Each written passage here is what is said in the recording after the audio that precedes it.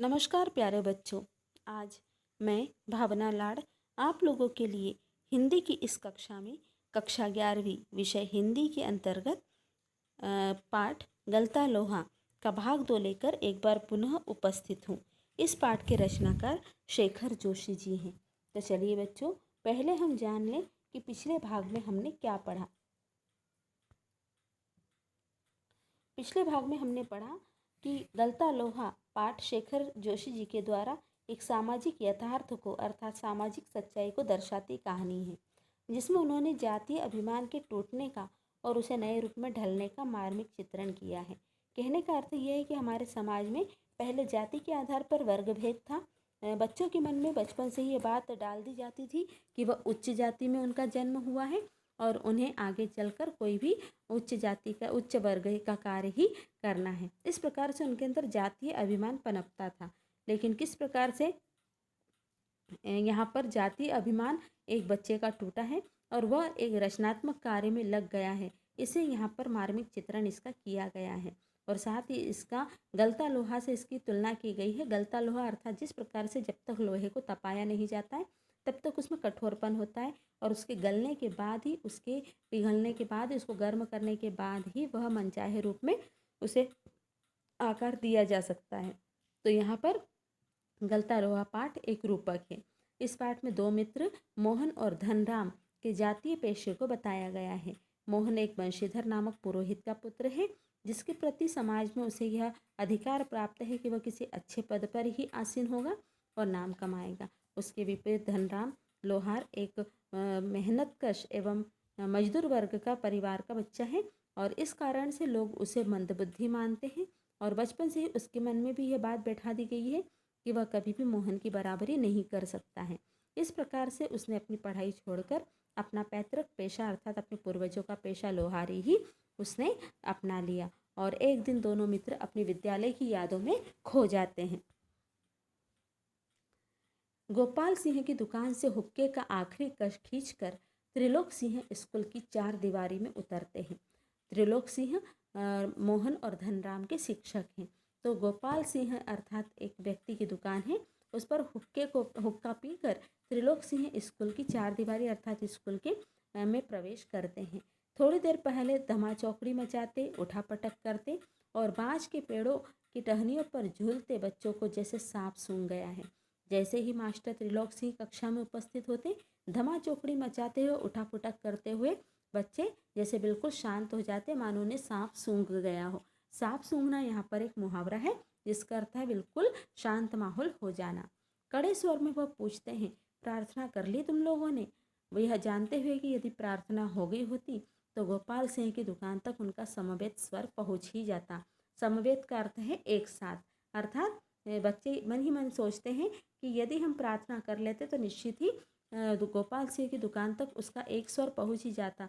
उसके बावजूद त्रिलोक सिंह अपने रौब को दिखाते हुए यह घूर घूर कर एक एक बच्चे से पूछते हैं कि क्या तुमने प्रार्थना कर ली, और वे एक एक लड़कियों को देखते हुए कहते हैं, फिर वही कड़कदार आवाज़ में कहते हैं, मोहन नहीं आया आज। मोहन जो कि उच्च कुलीन था। और यहाँ पर ये बताया गया है कि जिस प्रकार यदि किसी कक्षा में एक शिक्षक का विशेष जो एक केंद्र होता है, विशेष ध्यान होता है, वह किसी विशेष बच्चे पर होता है तो वह अन्य बच्चों के लिए थोड़ा ईर्ष्या का पात्र बन जाता है। इसी प्रकार से जो मास्टर त्रिलोक सिंह थे उन्हें भी मोहन के प्रति विशेष रूप से प्रेम था, क्योंकि वो उच्च कुलीन था और मोहन उनका चहेता शिष्य था। इसलिए कक्षा के अन्य बच्चों को उससे ईर्ष्या भी थी। पुरोहित खानदान का कुशाग्र बुद्धि का बालक पढ़ने में ही नहीं गायन में भी बेजोड़। जो मोहन था उसकी विशेषता बताई गई कि पढ़ने में कुशाग्र बुद्धि का था, साथ ही गायन में भी वह बेजोड़ था अर्थात अच्छा भी गाता भी अच्छा था। त्रिलोक सिंह मास्टर ने उसे पूरे स्कूल का मॉनिटर बना रखा था कुशाग्र बुद्धि का होने का के कारण, और साथ ही अच्छी जाति में जन्म लेने के कारण उसे वह सम्मान प्राप्त था और उसे कक्षा में मॉनिटर बना दिया गया। वही सुबह सुबह हे प्रभु आनंददाता मोहन ही हे प्रभु आनंददाता की प्रार्थना का स्वर उठाकर अर्थात उसकी शुरुआत करके उसके पश्चात अन्य बच्चे उसका साथ देते थे। प्रार्थना अन्य बच्चों के द्वारा गाई जाती थी। मोहन को लेकर मास्टर त्रिलोक सिंह को बड़ी उम्मीदें थी। मोहन से मास्टर जी की बहुत उम्मीदें थी। उनका मानना था कि मोहन कुशाग्र बुद्धि का है, इसलिए वह जरूर किसी न किसी अच्छे पद पर आसीन होगा। और कक्षा में जब भी कोई सवाल होता तो मास्टर त्रिलोक सिंह सबसे पहले मोहन से ही पूछते थे और मोहन भी उसका जवाब सही सही देता था। मोहन ठीक ठीक उत्तर देकर उन्हें संतुष्ट करता और फिसड्डी फिसड्डी मतलब मूर्ख मूर्ख बालक को दंड देने का अधिकार भी मोहन को दे दिया जाता। पकड़ इसका कान और लगा इससे इसके 10 उठक बैठक, वे आदेश दे देते। धनराम भी उन छात्रों में से एक था। मोहन जिन छात्रों को सजा देता था उनमें धनराम भी एक था। धनराम भी मंदबुद्धि का बालक था। त्रिलोक सिंह मास्टर के आदेश पर अपने हमजोली, हमजोली का अर्थ है साथ में रहने वाले मोहन के हाथों कई बार उसने बैत से मार भी खाई और कान भी खिंचवाए थे।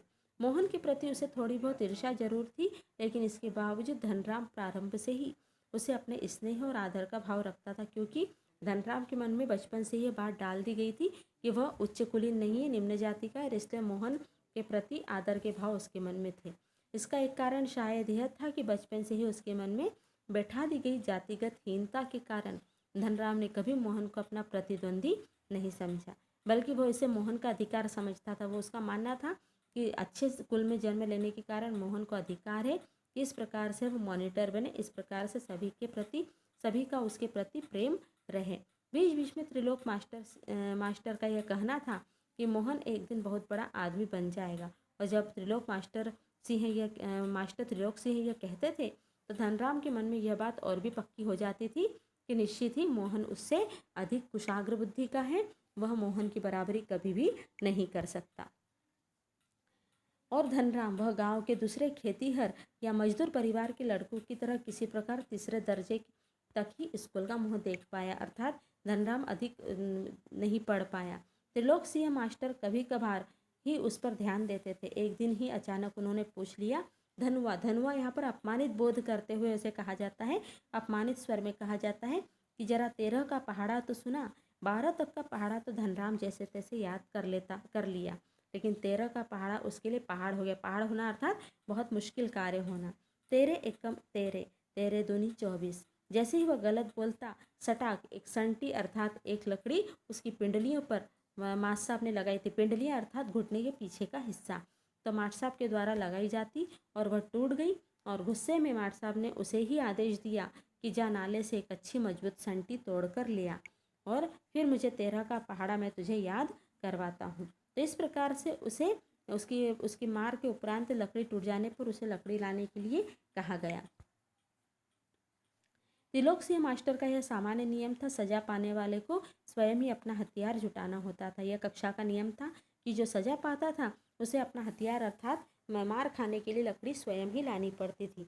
और जाहिर है बलि का बकरा अर्थात जिस बच्चे को दंड मिलता था वह अपने से अधिक मास्टर के संतोष को ध्यान में रखकर टहनी का चुनाव करता।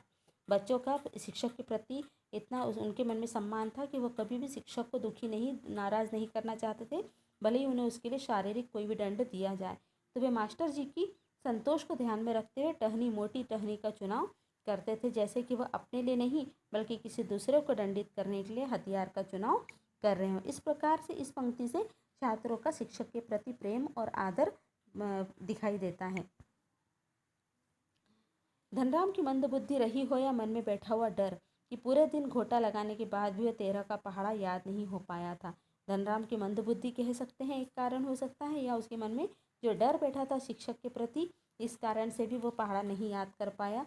छुट्टी के समय जब मास्टर साहब ने उससे दोबारा पहाड़ा सुनाने को कहा तो तीसरी सीढ़ी तक अर्थात तीसरी स्टेप तक पहुँचते पहुँचते वह फिर लड़खड़ा गया और इस तरह वह 13 का पहाड़ा नहीं कह सका। लेकिन इस बार मास्टर त्रिलोक सिंह ने उसके लिए लाए हुए बेत का उपयोग नहीं किया, अर्थात जो छड़ी वह लाया था उसका उपयोग नहीं किया, बल्कि जबान की चाबुक अर्थात शब्दों के कटु बाण उस पर, कटु शब्दों के बाण उस पर चलाए। तेरे दिमाग में तो लोहा भरा है रे, विद्या का ताप कहाँ लगेगा इसमें। शिक्षक ने कहा कि धनराम तेरे दिमाग में तो लोहा भरा है, अर्थात तेरा दिमाग जंग खा चुका है और तुझे विद्या प्राप्त नहीं हो सकती। उन्होंने अपने थैले से 5-6 दरातियाँ निकाली और धनराम को धार लगाने के लिए पकड़ा दी और यह कहा कि तू यही काम कर सकता है, बाकी पढ़ाई तेरे बस की बात नहीं है, तेरे बूते से बाहर है। और इस प्रकार किताबों की विद्या का ताप लगाने की सामर्थ्य धनराम के पिता में भी नहीं थी, कि धनराम के पिता में भी इतनी हैसियत नहीं थी कि वह उसे आगे पढ़ा सकते। धनराम हाथ पैर चलाने लायक हुआ नहीं कि उसके बाप ने उसे धोखनी अर्थात लोहारी का कार्य सिखा दिया, लोहारी काम पर लगा दिया। धोखनी फूकने और सान लगाने के कामों में उलझाना शुरू कर दिया। फ़र्क इतना ही था, केवल दोनों ही कार्य में इतना फ़र्क था कि वह पढ़ाई करता था तो पढ़ाई करने के लिए उसे अपनी पसंद की बैच चुनने की छूट दे देते थे मास्टर जी, और गंगाराम यहाँ पर उसे इसका चुनाव करने का स्वयं करते थे, अर्थात इस कार्य करने का चुनाव जो था वह गंगाराम अर्थात उसके पिता स्वयं करते थे। इसमें उसे किसी प्रकार की छूट नहीं थी, और जरा सी गलती होने पर भी उसे बेत, हत्या, छड़ किसी के द्वारा भी उसके पिता के द्वारा उसे सजा दी जाती थी। एक दिन गंगाराम अचानक चल बसे तो धनराम ने सहज भाव से अर्थात किसी प्रकार से नकार भाव न रखते हुए, निराश न होते हुए उनकी विरासत संभाल ली, अर्थात लोहारे की दुकान संभाल ली, और उसमें वह निपुण हो गया। और इस प्रकार से गंगाराम जी की लोहारी को कब धनराम की लोहारी कहा जाने लगा, किस प्रकार धनराम के ऑफर कहा जाने लगा, यह पता ही नहीं चला। और पूरा पुश्तैनी जो कार्य था वह धनराम के ऊपर पूरी तरह से निर्भर हो गया। धनराम ने उसे बखूबी सीख लिया था। तो बच्चों, आज के लिए इतना ही। अगले वीडियो के साथ पुनः उपस्थित रहेंगे, तब तक के लिए धन्यवाद।